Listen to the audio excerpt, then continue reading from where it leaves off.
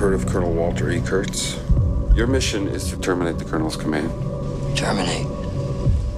Terminate with extreme prejudice.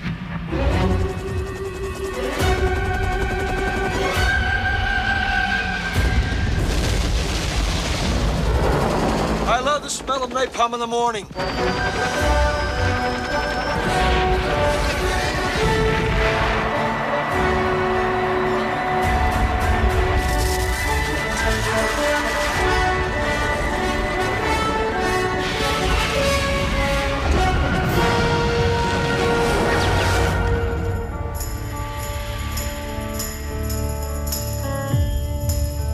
Very obviously, he has gone insane. This is the end, my only friend, the end. Are you an assassin? I'm a soldier.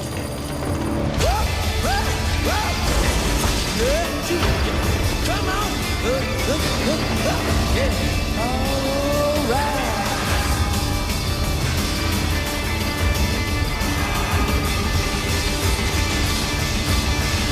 This is the end. My only friend, the end. Horror.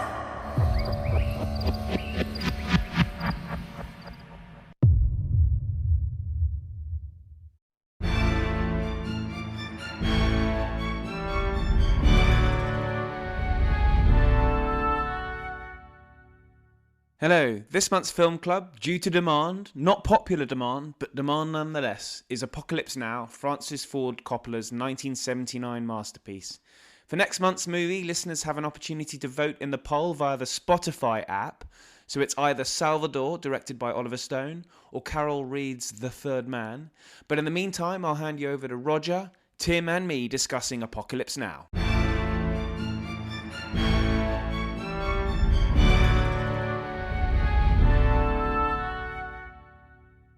Roger, Tim, welcome to this month's film club, a very festive Apocalypse Now.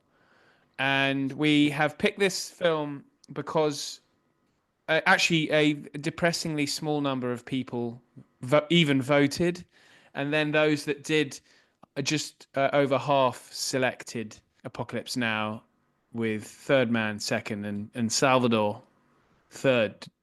Sadly. But so we'll get cracking with Apocalypse Now. For the listeners, this is your choice, but I don't think we'll be running another vote because I think 60 people voted. It's and you can see the amount of views on the tweet. Yes, the number of people who viewed it and couldn't even be bothered to vote. Now, luckily, I think our listeners are far too clever to be on that ridiculous social media platform. Right. So I'm not blaming you. And so anyway, Apocalypse Now. So it's obviously not true to life. It's based on a Joseph Conrad novel. And Roger, I think, is the person who's read it most recently.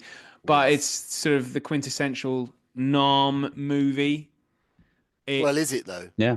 We'll come to that. Okay, we can talk about that. Yeah. But it's probably the most famous Nam movie. Mm. I mean, it's in many people's top 10 movies of all time. So I watched it again. I watched the original theatrical release, thought it was bloody brilliant. It really is. It's fantastic. That's a good point, actually. I was going to suggest discussing or finding out which one we watched. Yeah. Well, I've seen Redux as well. Yeah.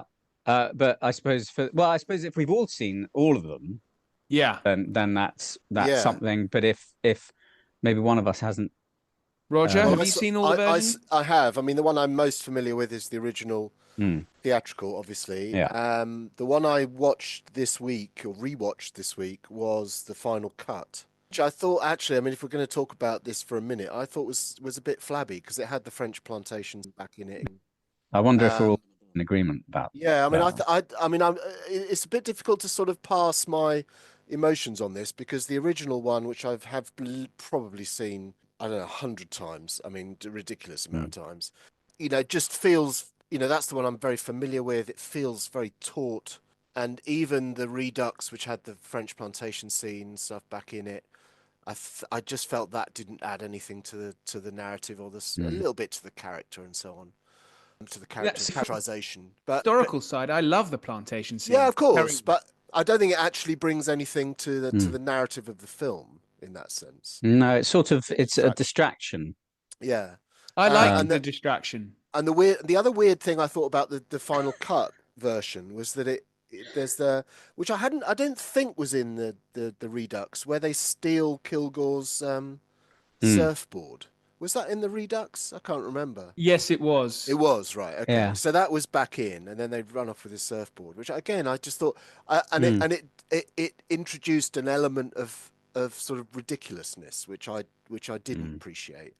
Because it is, then- it's a serious film. So I think the best one is the theatrical. I agree with you. I think it's, if you're an Apocalypse Now purist, and I think that should be an official term. So I'm guessing maybe, Ollie, you're not, if you like the additional scenes, because it's the original theatrical release is so taut. Yes. And there aren't any tangents. It's absolutely economical in its drive, for want of a better word, that I think that if you've been really familiar with Apocalypse Now through the years since its release, I remember seeing the Redux and all the additions the extra additions that he did. And when it comes to the plantation scene, I thought, this isn't Apocalypse Now. No. This is he's in bed with a woman. What is this about? It's the objective was so clear in the original version that it sort of felt like a vaguely different film. Yes, I agree. And I could see immediately why he wouldn't have put it in the original version. I don't know. It just muddies the narrative completely. I mean, I can see the historical use of it. Yeah, but I can see muddies that. the narrative. Well, because I it don't has- disagree with anything that you're saying, and I think the theatrical version's the one to watch. Yeah, I absolutely. completely agree. I just find the plantation scene fascinating. I really do. It's not.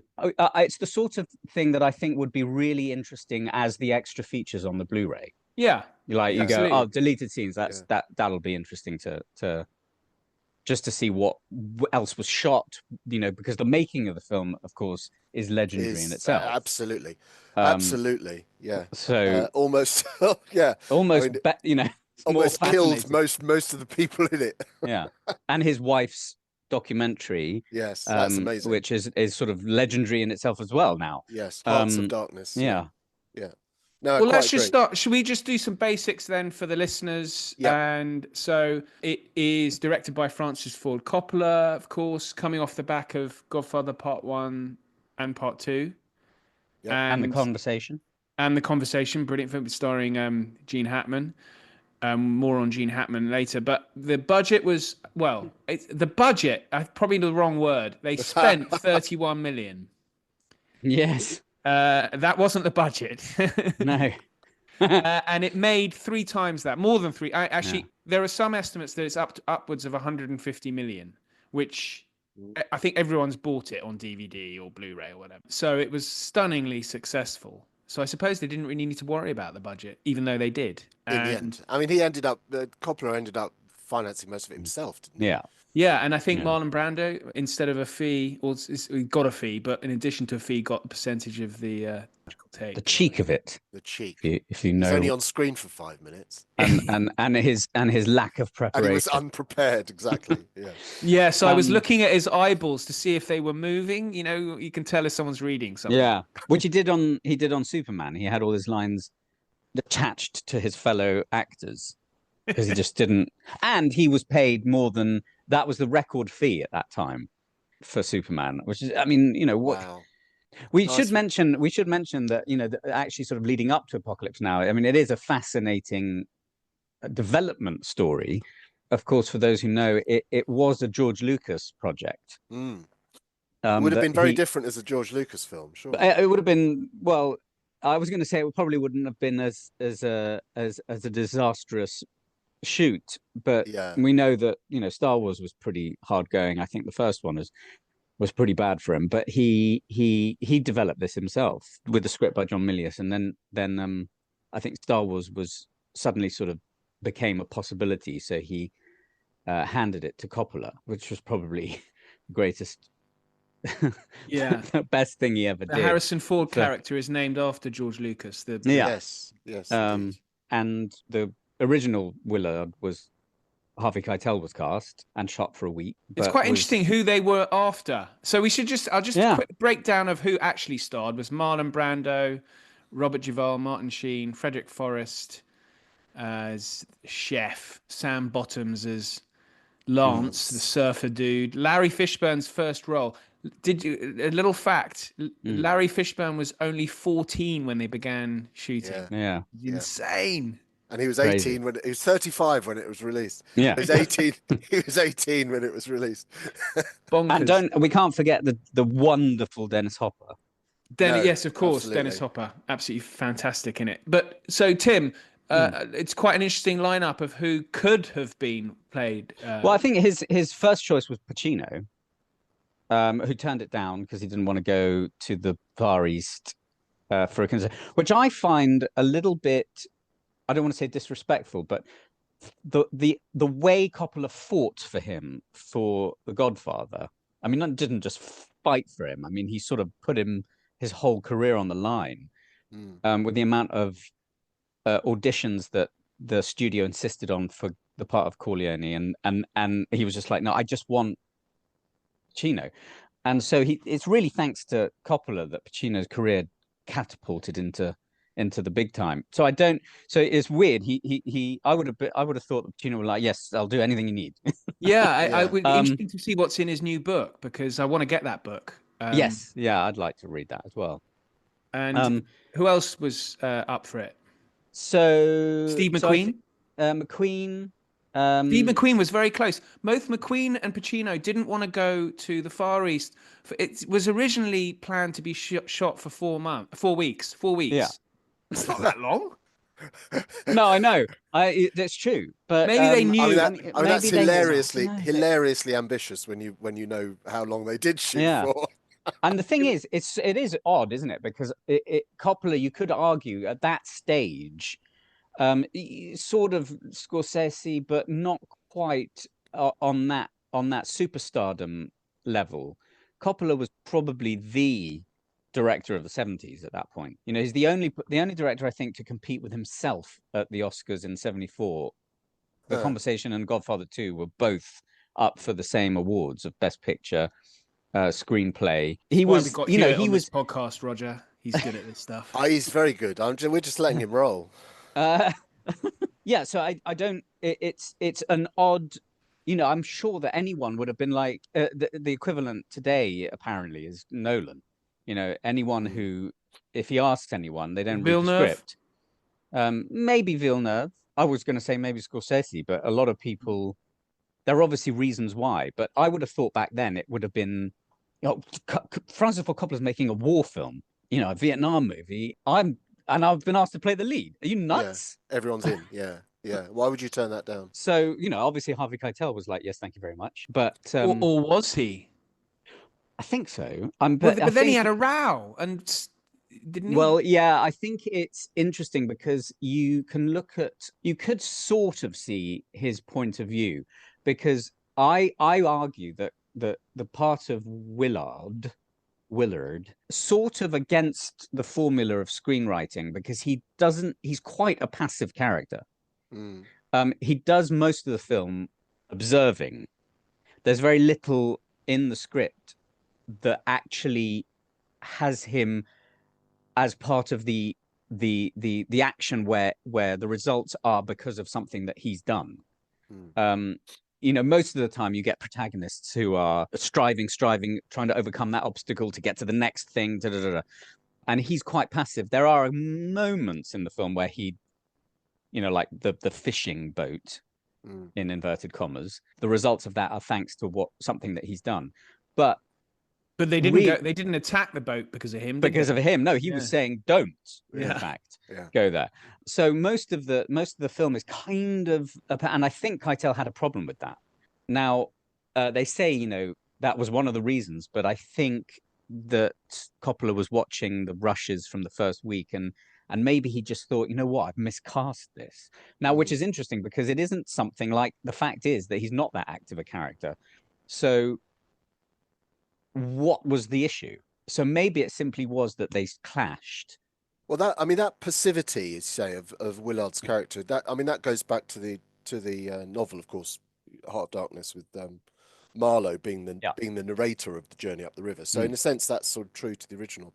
But Roger just reminding us rewatching all he's read it recently. yeah, I have. Yeah, I have. But I you're was just right, because it doesn't affect you never watch the film and think, yeah, but when's he going to do something? Yeah. You're No, constantly on edge no. because of what But the hell is I they did think going to? watching it the other night again.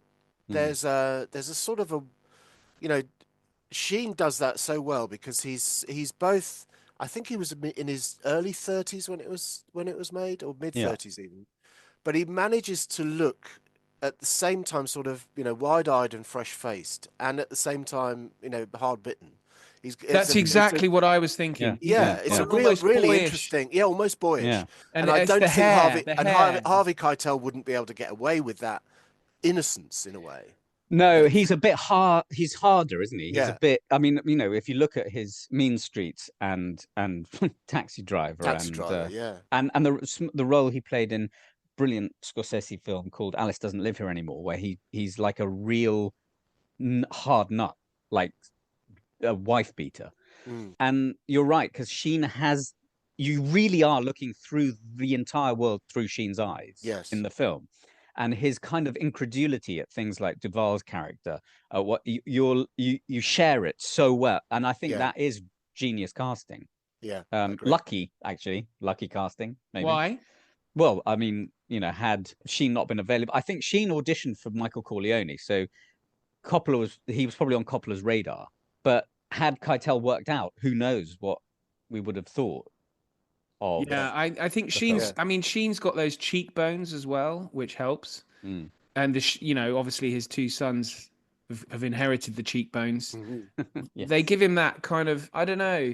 I think that adds to the boyish nature of him. Yeah. But his voice is so good. The narration. Brilliant. I went again, going back to it. And having reread Heart of Darkness, I'm going to say it again, Ollie, in the summer. But having rewatched listeners, the film, it's only 150 odd pages. But I loved the narration. I sort of fell in love with again. I mean, his voice through it, and the way it's sort of at the same time it develops the plot really well. It's kind of expositional when it needs to be.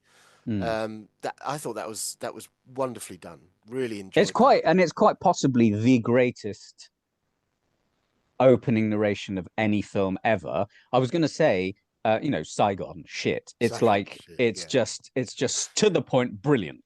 Yeah. In 2 words, I was going to say that opening narration of JFK is amazing, but it's Martin Sheen's voice, and he's just got that sort of like John Hurt aspect, but a beguiling aspect. Didn't he narrate Oliver Stone's documentary on the JFK assassination as well? Yeah.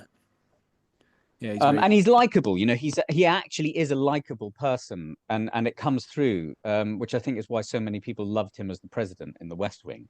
You can't not find him likable. I didn't find him likable in the film, though. Did you? I think you sympathise. I do.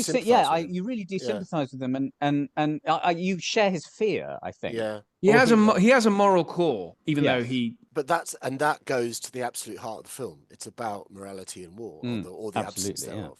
Yeah.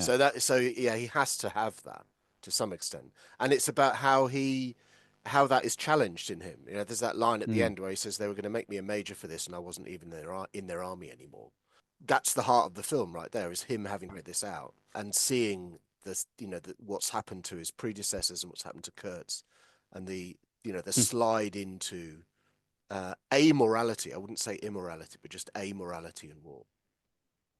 Yeah, so we should talk a little bit. I mean, I know it is fictional, but there are a few things about it that are quite interesting before we go into our categories. So it's set in 1969. So we've had the Tet Offensive. The US is, I think, complete. I mean, it shows this throughout the film, but particularly when they get to the bridge after the 9th Cavalry, after Kilgore, after the Playboy Bunnies, the bridge scene where basically it's just a complete breakdown in authority, and there is a war going on, but I think they capture that so well. 69, and so he is Willard is a member of this kind of special forces operative called MAC-V. So there are all sorts of, it's 16. It does capture the kind of shady side of the Vietnam War, where I don't think you'd be able to get away with what they were doing then in, say, the Iraq War in 2003. Kurtz is based on a few characters as well, involved in some murky business up in Cambodia. And you've already had the My Lai massacre, March 68, and I think the massacre emerged, the news of the massacre emerged actually November 69, because I know there's certainly one listener who knows all about the Vietnam War and is actually unhappy that we're even doing it. Yeah. So it was over a year. yeah, it was covered up. But I think that kind of does speak to a lack of control, a complete breakdown in all authority that you get throughout the film. I mean, even with Kilgore, he's an interesting character in it, but I mean, I don't know if you had heard anything about the Ninth Cavalry have this kind of flamboyant reputation anyway. They've been fighting since the Indian Wars in the late 19th century. So they have, I think, that embodied in their esprit de corps, which obviously Willard refers to. And I just think the whole, you don't watch it for the history, but it does give you the kind of, I think, environment in which absolutely. And I mean, I would say, in terms of the actual historical aspects of the detail of something like, as simple as, which I do also think is an actual character in the film, is the PBR, which is obviously a symbol of the Vietnam War, almost going up and down the rivers. I'd be interested to know how much consulting they did on the tactics, whether it was just simply, going up a river hoping that you're not attacked, because I do know that there were like renowned assassins in the jungles, I believe, that would sniper the PBRs that are passing by, and that you needed to have a certain amount of distance between, or no, you needed to be closer to the shore to get it to make it more difficult for them at speed, I believe. Right. Yeah, that makes sense. I was going to say, it's interesting. You've mentioned that the PBR, the boat, because it's one of the things that struck me, because you have this, the whole thing. I mean, I would a little bit question the whole, which I completely understand this undermines the whole premise of doing the film, but the sort of historicity of Apocalypse Now is deeply questionable. It as a war film and as a film about men at war and how war corrupts people, I think it's fantastic. I don't even necessarily see it as a Vietnam film, because you wouldn't watch it to understand what the Vietnam War was all about. Right? You'd watch it to understand what war does to men. So in that sense, this whole question of historicity is sort of very questionable. And I sort of, the purists out there who are listening, purists about the Vietnam War, who are harumphing that we're doing it at all, I kind of sympathise, but it is still a great film, and it's a great film around a historical subject. They began production or pre-production in 74, so there was still a US presence, albeit they didn't have any combat troops, in Vietnam at the time, which is interesting. Yeah. The fall of Saigon was 75, so they're in production by then. Yeah. I also am quite curious, Roger, as to what your definition of a Vietnam War film, short of a documentary, what it would be. Like, for example, one could argue that Vietnam War films are kind of made really to show the impact of war on man. Like, for example, Born on the 4th of July, you could argue is a Vietnam film, but it's hardly in Vietnam at all. Yeah. Platoon. To show, maybe, I guess one could argue is a Vietnam War film to show the ins and outs of the actual warfare. Yes. As opposed to. That's what I mean. That's what I mean about the sort of the historicity of it. And I think that's where, when we come later on, we talk about our legacy thing. There's much to that. There's many layers to that. But one for me would be, if you had a teenager, for example, who wanted to learn about the history of the Vietnam War, and didn't want to read a book, what would you point them to? I mean, obviously you'd point them to the Ken Burn documentary series, but it wouldn't be necessarily this one to teach them about the war, right? No, No. it wouldn't. It wouldn't. But on that Ken Burns documentary, I've been wanting to have a little rant here. Now, BBC's come under a lot of flack recently. Last 5 years, I'd say, maybe 10 years. But one thing that's really angered me about the BBC is that they paid the producers of, I assume Ken Burns himself, extra to cut the showing of the Vietnam War documentary on BBC4 when it came out. Right. Back 7 years ago now. They paid extra to have less. If you buy it, and if you want the actual full cut that was released in America on PBS, it's 17 hours or something. And they paid to cut it back to, I think, 10 hours. So it's on my Christmas list, the full thing. But why did they do that? It makes me so angry. My money, our money has gone on that to reduce, so you pay more to see less. Who does that? Crazy. That is crazy. Oh. And we're all listening Very weird. This will be an hour long. Everyone's listening to podcasts going on hours and hours and hours. They shouldn't worry about that. Right, rant over. I'm getting angry. Can understand your frustration. Yes, indeed. Yeah, but I was thinking it's interesting you mentioned the boat, because the boat to me is part of that great metaphor of, the river is, to go back to Conrad, this is into the heart of darkness, and the journey river that is a metaphor. The boat becomes a metaphor because it gets more and more, shot up and shoddy, and the canvas catches fire, and then they have to, they weave the banana leaves in to make a roof. The boat to me is a metaphor for the journey as well. So like the taxi and Taxi Driver is essentially the metaphor for loneliness. There's these 70s directors come up with these brilliant, well, it's symbolism, I suppose, at its best. Yeah. And the river, everything that has this sense of dread, I guess, it's in simplistic terms, it's what's round the next corner, what's down that alleyway. It's kind of, the river is such a part of the whole profundity of the film. And with this essentially ghost, I always think of this ghost at the end. It's also, kind of talking about formulaic screenwriting. It is also unusual in the sense that the antagonist comes in pretty much at the end of the film. But it works because his ghost hovers over the film from the very beginning. Seeing the photographs, and hearing his voice, and his voice, the mission scene, which is really chilling, brilliant. And I love it when he's reading about his sort of career. It's brilliant. I can't believe that they want this guy dead. It's like, it's got such intrigue in it and actually, the ultimately the casting of Brando was brilliant.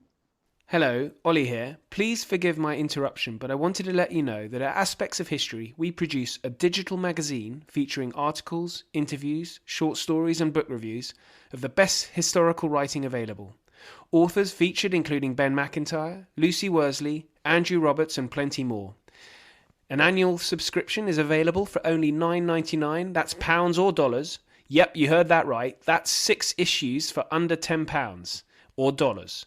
Head over to aspectsofhistory.com to subscribe, where you can also gift subscriptions. Now back to the show. There were a few others up for it, weren't there? I don't know actually.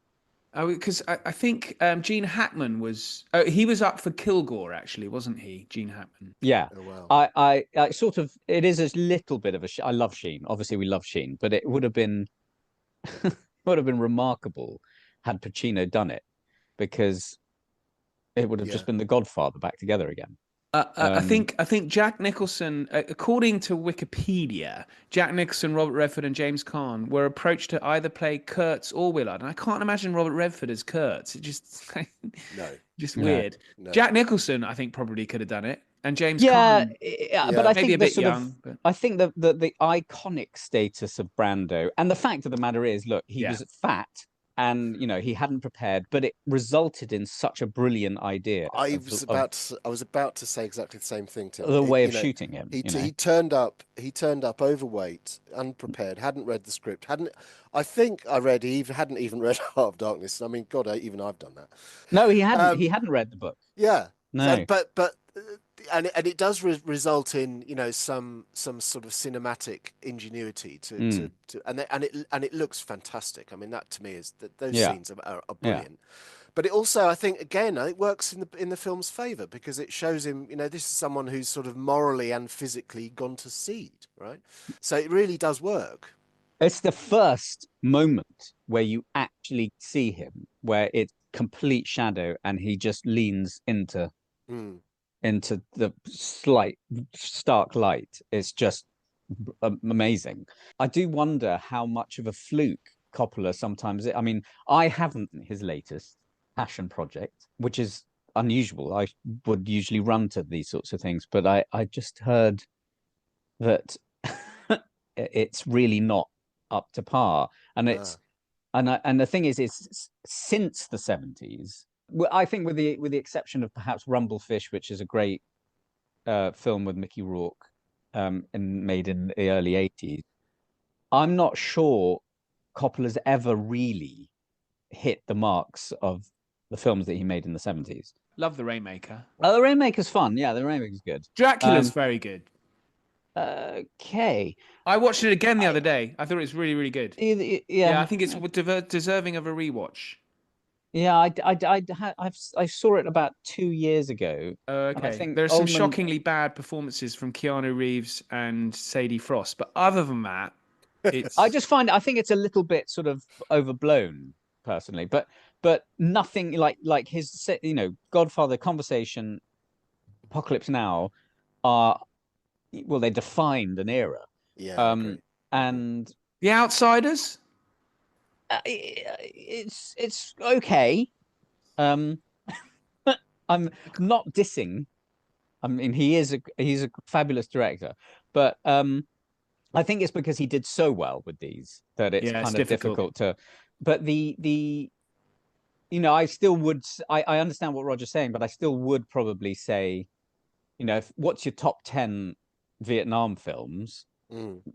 Apocalypse Now would certainly be up there. Oh, top 10, yeah, certainly, yeah. In the Vietnam bracket. Yeah. You mentioned The Deer Hunter, I think, Ollie, really briefly. Yeah. I would probably define that as a Vietnam film, even though it's disputed that anything like that happened. Yeah.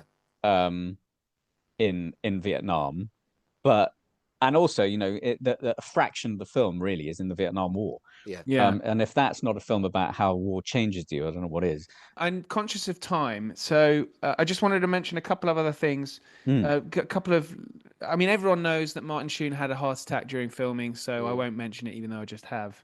And then his brother was a stand-in. Oh, nice. Yes. And you need to try and figure out which shots are his brother. And for some of the narrative as well, narration as well. Apparently. Yes. Yeah. Really? Brilliant. Okay, so 2 of the Playboy bunnies in the film were actual Playboy bunnies. I like that little fact. Good bit of trivia. Yeah. The quote, the very famous quote from the film, "Terminate with extreme prejudice," was a line that had been used by the CIA when involved in some very murky business to do with Project Gamma and the 5th Special Forces Group. So check it out if you're interested. This is what the character of Kurtz is based on, sort of 2 Special Forces soldiers who kind of went a bit went rogue off the reservation. I don't know if we're going to mention Hopper again, so it's not quite as iconic, as I Love the Smell of Napalm in the Morning. But no, and Charlie Don't Surf. Yeah. I mean, it's got so many brilliant lines. Sorry to interrupt you, Ollie, but I was literally just writing them down, scribbling them line after line after line, which just absolutely iconic. I mean, brilliant, absolutely brilliant script. Don't leave the boat. You're an errand boy. You're an errand boy. Yeah, I mean, it's just wonderful. Brilliant stuff. Okay, well, let's do our favorite scenes then. So I had 4 scenes really I know you'll probably have more. So I love the briefing scene. Yes. Mhm. Yeah, it's brilliant. Yes. I mean, look, just to come back to the previous film we did, All the President's Men, which I think I said when we were looking at that, it's hard to sort of pass out and pull out individual scenes because it sort of almost was done in real time almost. It felt like it was. This is so episodic, right? It's literally from one scene to the next scene to the next scene. It's a complete. I mean, Tim, you're the filmmaker. It's just a completely different way of making a movie. And this is so it's a series of set pieces. And I think you're absolutely right. The mission scene at the beginning, the briefing scene, the village scene, Valkyrie with Gore, Dolung Bridge, the sampan, and then you're up to the end to the final. And it is about 40 minutes. The final scene is about 40 minutes in itself. Yeah, I didn't have the final scene in my favorites actually. Did you not? Yeah, I mean, I like the little clips of where they are. I mean, it's very cinematic when they arrive, you know, and at the final sort of compound or whatever it is, the base. And I like the interaction between Marlon Brando, but it's very brief. I mean, I find all the rest of it by then I'm kind of a bit exhausted. Best scene. You said. So I had the briefing scene. I would agree. I think I think there's a lovely tension in that scene. It's fabulous. Well, I mean, a shout out to G.D. Spradlin, who was Spradlin, yeah, brilliant. The senator in The Godfather 2. Oh, The Godfather, yeah, he's great in that. And of course, Harrison Ford, young Harrison Ford, dealing with you people, yeah. And you'll notice that Kurtz wasn't the original character name, and they dub it over when Harrison Ford says the name. If you look closely, he's actually mouthing something different, and he dubbed Kurtz in post-production. I never knew. I thought I knew this film, Tim. It's okay. There's a lot I don't know. I'm sure. Right. Okay. So what are we gonna? And yeah, I had the Ride of the Valkyries, of course. Yeah, I think also actually when we first meet the Ninth Cavalry. Yeah, the village. Yeah. And then the bridge. And the fishing boat. Yeah, the sampan. See, I mean, yes, I didn't have that. Yeah, you said. But... Oh, that's astonishing. That scene, it I is. think, That is and the tension that builds is insane. And I would add in. Sorry, another scene is Clean's death. The death of Clean, when they're reading the letters and they get ambushed on the boat. That again is it as a sort of as a staging post on that journey into insanity, which is effectively what the film is. You know, them being attacked with sticks and then shooting back and so on. And at the moment of their happiness of reading their letters and thinking about home, and then you've got Clean's mother on the tape that she sent him, on his tape, which is still running at the end when everything's quiet and the ambush is finished and he's dead, and there's her voice saying, you know, just make sure you bring yourself home and we'll look forward to seeing you. That is a fabulous scene. Brilliant. Absolutely brilliant. It's heartbreaking, yeah. It is, yeah. It's a shame we don't have well, I mean, not every film would have this, but it quite possibly contains one of the best, if not the best shot in cinema history, which is the napalm bombing when the plane comes in. It's so horrific but beautiful at the same time that I would probably go as far as say that could be one of the best inverted commas scenes in the film. Yeah, I'd agree. We should shout out to having the soundtrack, rather than score, but the soundtrack with the Doors, of course. And that phrase you just used, Tim, horrific but beautiful. I think you could apply that to the whole film. Well, it's yeah, I mean that's very true. I mean, it's because it is a piece of art, stunningly done. Yeah. You know, not just the napalm, the opening with the fan, with the sound of the helicopter. We haven't even mentioned that. You know, you mentioned Saigon shit, but that is a fabulous scene. Yeah. Suddenly it just erupts. The forest erupts. Yeah. Is what an opening. If I were in the cinema in 1978, I think was it when it came out, and that's the first, I'd be like, this is going to be the best film I've ever seen. Yeah, quite right. Ollie mentioned The Doors. Coppola was at UCLA with Jim Morrison.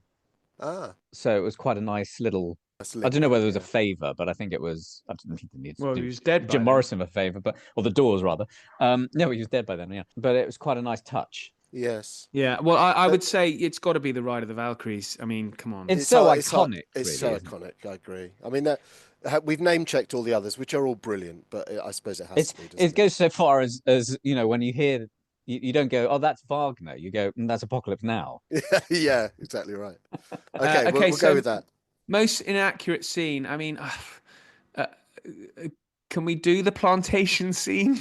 It's a bit of a cheat. I mean, I love it. I mean, But it's not. It's in Redux. It's not in the theatrical. Well, the thing is it's that's historically accurate, though. Really, Yeah, isn't it? that I think I was going to say well, that brings the accuracy, but it detracts from the narrative. Well, is it? I mean, he sleeps with the sort of plantation owner's missus, doesn't he?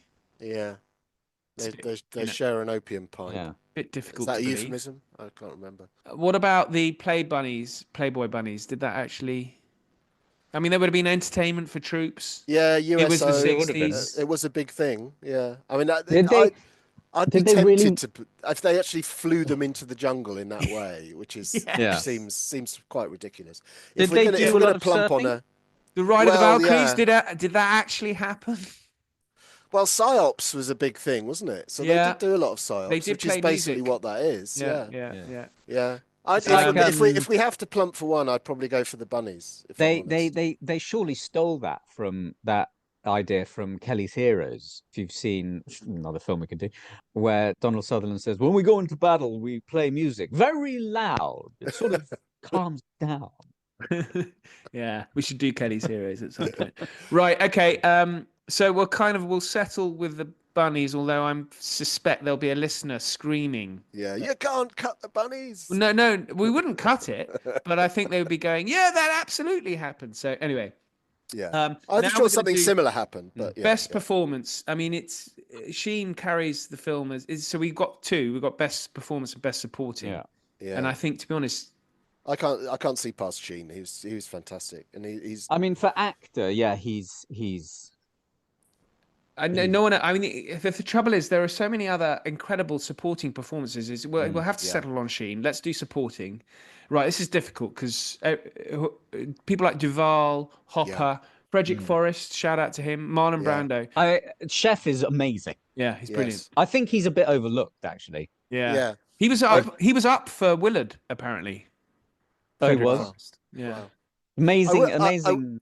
Go on, One thing sorry, I Roger. would say was the stuff that was cut when we said at the beginning there's the various versions and the theatrical version is the one that's the most taut. That was the word I think both of us used. But in the process, I think we lost some of the characters. We lost a lot of Mr. Clean, for example. He was fleshed out much more in the film, in the original, in the rushes and the other versions. And then in the theatrical version, there's not much of Clean. He doesn't get fleshed out enough. But you do get a bit, like you said, you do get a bit of Chef as a character, with the mangoes and he's a saucier and all that. He does come through, and I think you're right. He is a little bit overlooked. It's a really strong performance. And at the end, in the final scene, he's Willard's rock because Lance has gone AWOL. He's the only one that still has half a brain by the time they get to the end, and then of course gets killed. And he's, it's I was going to say it's actually probably quite a challenge because he's a massive nerves a lot of the time. But Yeah. I think he's an actor that is very good at that because he's done that subsequently in quite a few films. He's a bit like I could identify. I would be like him throughout the bag of nerves. Oh, I'm going to die at any moment. Yeah. I mean, the tiger. When he gets the tiger and he has a freak out and takes his shirt off and he's like, I just want to cook, man. You could probably see him being cast as in Hopper's part. Yeah, I really identified with him when he was complaining about how the army treated this sort of really high quality beef. Yeah. Yes. Yeah. And that Yes. I looked in there and it was grey. I could relate to that as well. Yeah. Now look, Dennis Hopper. Quoting Kipling as well. Yeah. Yes. I hope you all got that. That was absolutely. But again, you go back to Heart of Darkness. There's so many lines lifted from the Russian character. Again, I think he's unnamed in the same way as Hopper's character is unnamed. The Russian character in Heart of Darkness, a lot of his lines are lifted, literally from Heart of Darkness there, and it's that, and there's that sort of that's where that sort of slight weirdness, that sort of lyricism comes from in a lot of his lines, which are, some of them are very Delphic, but the way he delivers it as a sort of drug-addled, photojournalist. I think that's probably because that's what he was if you do look at some of the making of behind the scenes, you're like, he's actually a bit like that. Yeah. And when he's talking to Coppola about line learning, he's like, I don't learn the lines, and it's Yeah. like, Well, I did. I don't know. I don't want to slander anyone, but I did read or hear that he was quite strung out at the time, and yes, I think I think he and, most of his he and, career. he yeah, and Brand, okay. yeah. So at I one think he point, chilled out a bit later on. He right. became For, Bl- teetotaler later for on. Blue Velvet. At one point, I think Coppola said to him,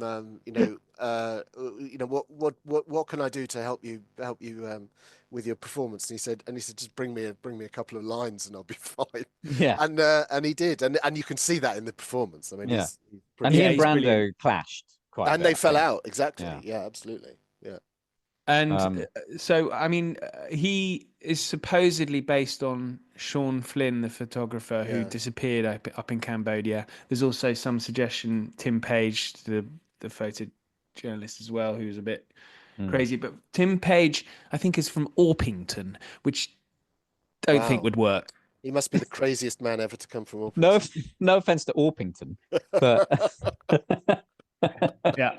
Robert Duvall. I mean, He's I'm very fantastic. tempted to go with Frederick Forrest because everyone talks about Hopper, Brando, and yeah.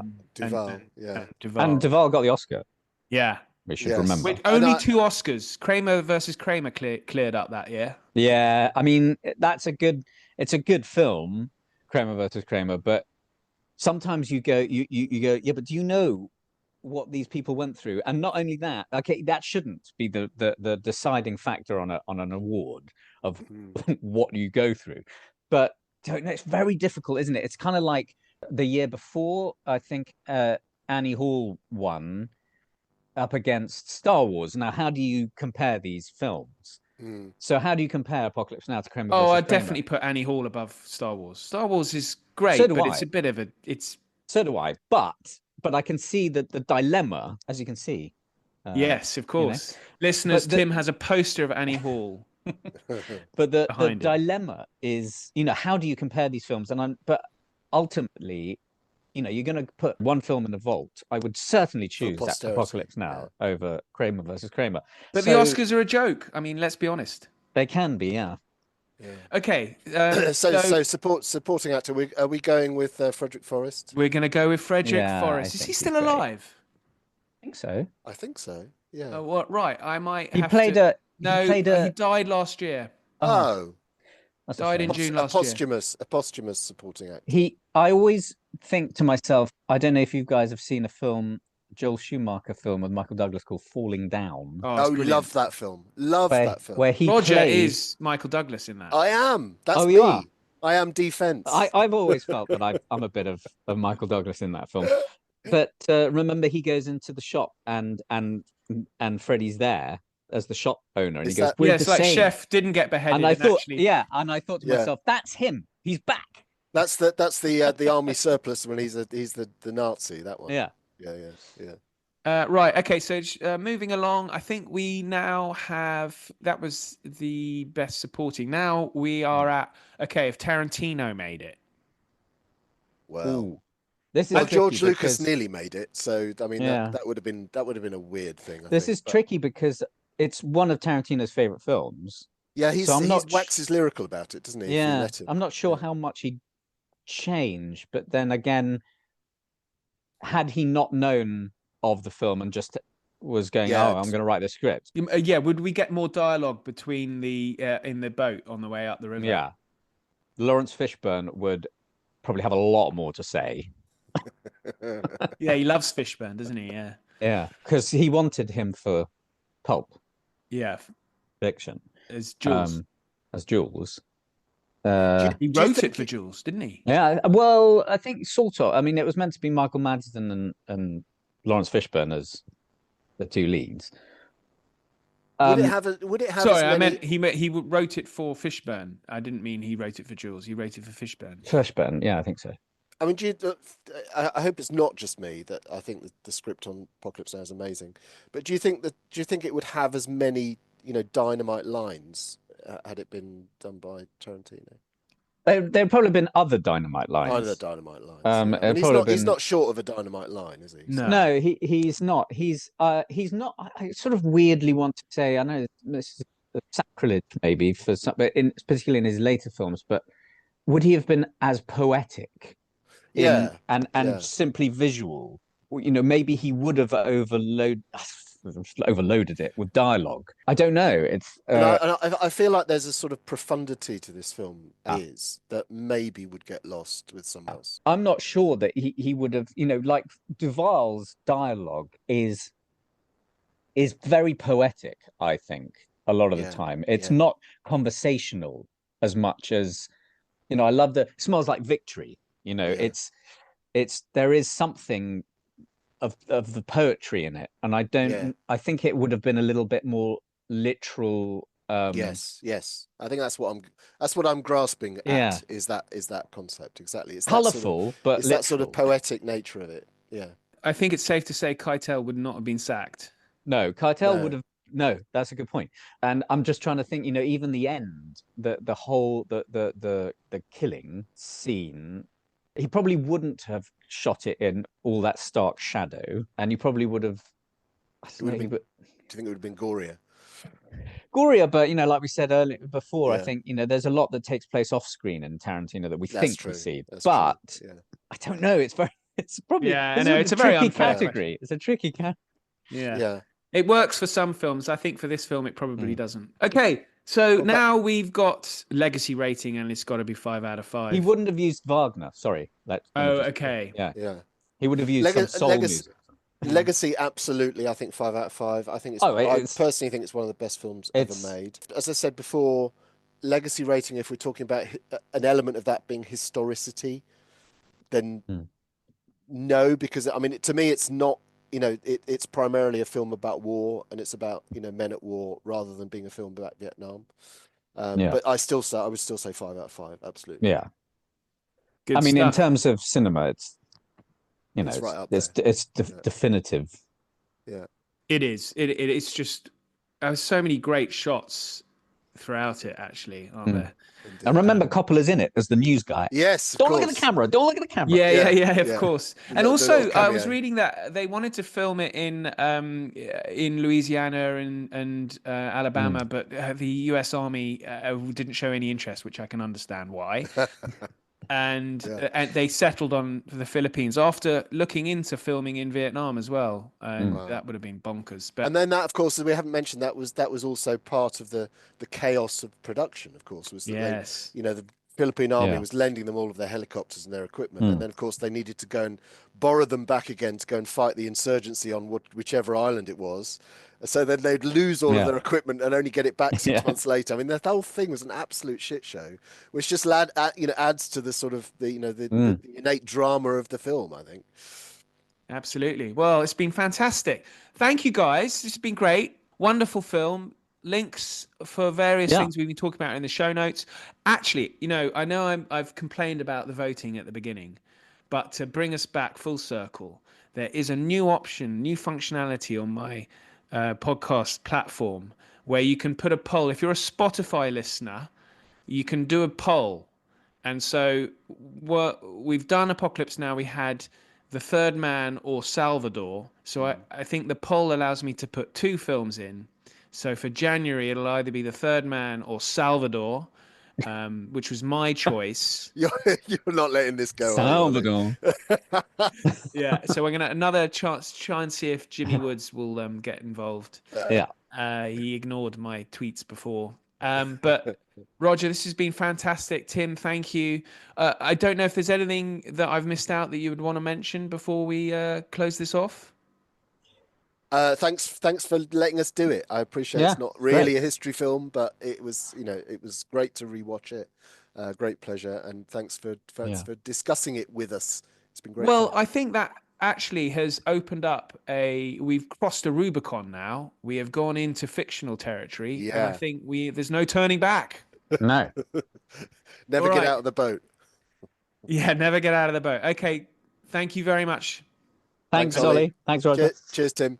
Thanks so much for listening. A prize for whoever spotted how many times Roger mentioned he'd read Heart of Darkness. Spotify listeners, don't forget to vote for the next movie. There's a poll within the app. But until then, Merry Christmas and a Happy New Year from us all at Aspects of History.